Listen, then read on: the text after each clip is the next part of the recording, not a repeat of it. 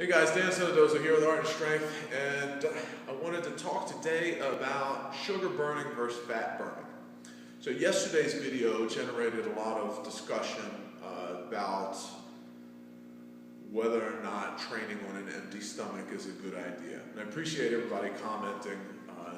It's good to talk about. Now I'm not saying any one way is right or wrong, but I'm going to tell you what's been working for me. Now the first time I ever heard of the term sugar burner was by Dr. Chris Hardy, okay, and the man specializes in musculoskeletal medicine as well as nutrition, very bright individual, and he and someone else, they were talking about sugar burners versus fat burners as if they were two different castes of people. It was interesting, and basically what's going on is we've become dependent on sugar. Okay, back before processed foods were available, we're talking like hunter and gatherer societies, okay, there was very little sugar consumed, okay, the closest thing you had to sugar was going to be fruit, and people didn't eat fruit all day long or every 2 to 3 hours, you know, like it's commonly recommended. So basically we've learned to become dependent on sugar for our energy, and then we get these sugar highs and these sugar lows.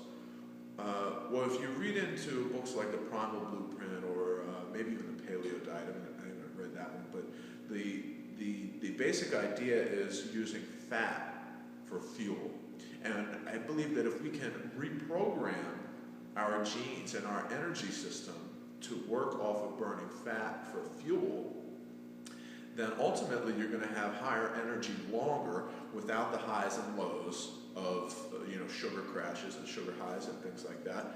And fat will become a viable fuel source that can fuel your workouts, that can keep you alert all day, that can keep you sustained without having to think, oh, it's 12 o'clock, I got to eat now because I'm hungry. Because it's 12 o'clock, that's why I'm hungry.